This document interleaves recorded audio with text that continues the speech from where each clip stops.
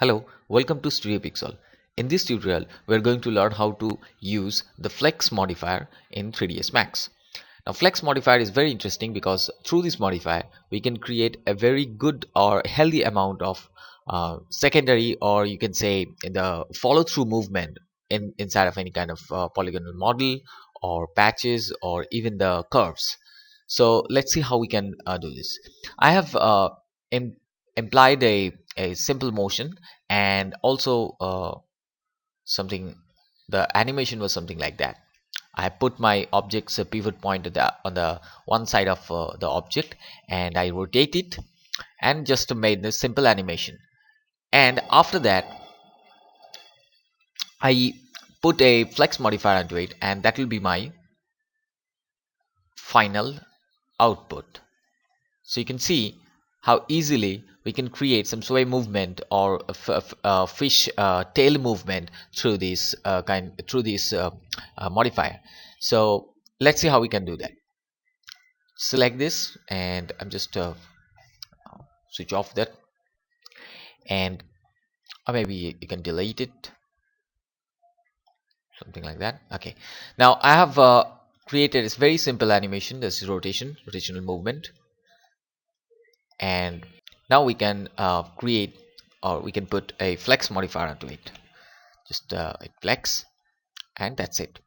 Now if we hit play, we can see it's always been a jiggle kind of motion is already been there, but we need to control it in our way. Now first option, that is in the parameters, are that is a flex amount. If I make it 0, there is no movement at all. That means without flex movement or the normal animation. So the amount of the flex or the flexibility we can put is by 0 to 1. 1 is almost the highest one, though we can put it so that the movement will be much more rigorous. So one is generally is very decent one, and if you even after that, if you really want to create a very extensive or very a wild kind of movement, then you can definitely put a more value into it. That is your strength of the flexibility of or the flex, and the amount, sorry, and after that the strength is coming. So even after putting it 1, I can increase that strength. So you can see the movement has been slowed down. If I loosen up the strength, now we can understand how the flexibility comes to play. Now this is a very tricky one. The flex amount, if we reduce the, if we increase the strength amount, then it actually hold that particular vertex or the sub-object level of the object. And if we uh, just reduce this, just increase the strength, what will happen, it will actually hold those vertex. And when I'm reducing the amount of the strength, that is actually loosen up. So that you have to understand that flex and the strength both are simply almost like an opposite one. If I increase the amount of strength, let's say 10, and you can see immediately the sway movement is almost gone. But again, if I increase the flex amount also, then you can found the sway movement or the secondary follow through motion is coming out. So this is very flexible, and this will actually go hand in hand. So be very careful. If you are actually increasing the strength, then you actually putting a pressure, and actually you are tightening up the entire object. So if we loosen up, you can see it's a very it's a unwanted movement because my flexibility amount has been also up. So I have to get back to my flexible amount, or maybe 2. So these two are actually come very hand in hand. So the flexibility amount, it's really up to you how much you want to create the flexibility, how much you want to create the follow through or jiggling kind of motion. That is absolutely up to you. So be careful about using this thing. And also the sway movement. Now if I put it in this like this, I made it both in the value of 1, and I'm increasing the sway value, let's say, uh, 30. Now what you will see, you can see the sway amount has been increased and the follow through has been really slowed down. I mean, the the end vertex, you can see end of it, it's coming really slow. And if the sway movement has been put down, now you can see, it's not controlling at all, it's not following in that way. So sway movement is also very important while you are creating the kind of a motion that it will uh, actually solve the purpose of your secondary motion, or the follow through motion.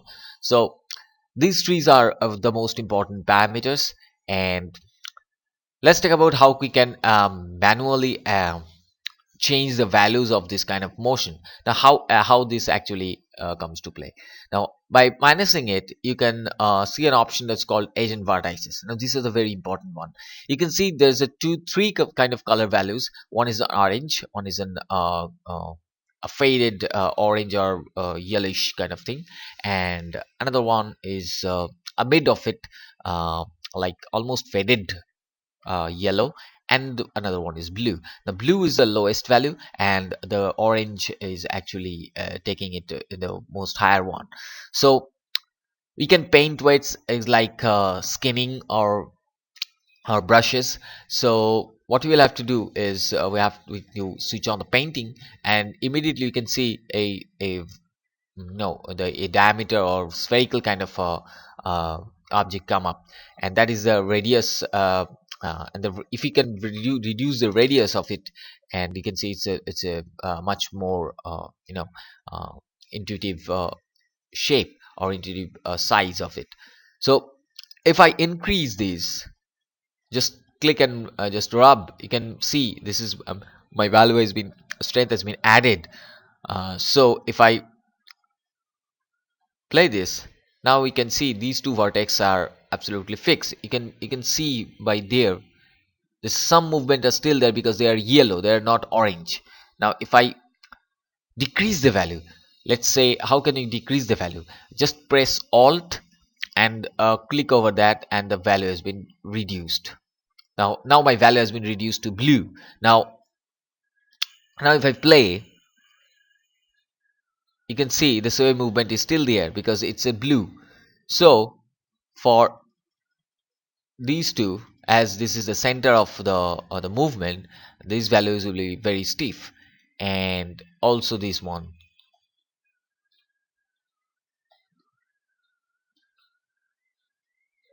these two also. And from here I will reduce my value. Let's reduce this from orange to yellow, from orange to yellow, and that is also from yellow to faded one. You can, and this two will be absolutely blue. And if you select this position, okay, now my curvature should be something like this. So I need this movement. Now for creating that, we can create some manual movements also, like reducing the weight, or maybe, oops, sorry,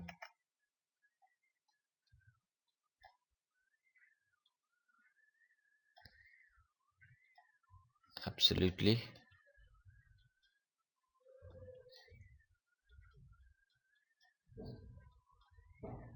so that the curvature will come up.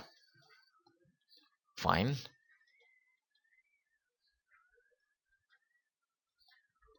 Oops, just pressing alt and reducing the value. Oops, sorry. fine. That's it. So now we can, if we play, okay, so that movement, that is a movement I actually require. The end of it. I mean, now how much movement, how much area you want to, um, paint or reduce, that is absolutely up to you. I'm pretty much happy with this movement. It's absolutely up to you, the whether you want that bending happening over from there, or you just want that tail portion, or the absolutely ending portion to move the I mean the sway kind of a movement. So it is absolutely up to you, from which part of your model you want to create the flexibility. If you want something from a very beginning, then you can reduce after no then you can just reduce after few vertex, and reduce the values after few vertex. And also, if you want from a very end, then I as just do as I did into this. You can see this much of amount has been stiffed, and the end of it has been flexible. So that is how we can paint our weights towards the uh, end of the object, or inside the sub object level of vertex. So this can be very useful for using in the movement of the fish tail fins, and everything, or any kind of you can use it in the in curves also, by painting the vertex, in the vertex of that curve, and also the patches. That is absolutely up to you now, which kind of surface you want to create. But all of them are available for this flex modifier. So hope you understand and enjoy this. Please subscribe to our YouTube channel to stay updated for our new tutorials, and also like our Facebook page and the Twitters to follow and for the updated news. Hope you enjoy this. Thank you very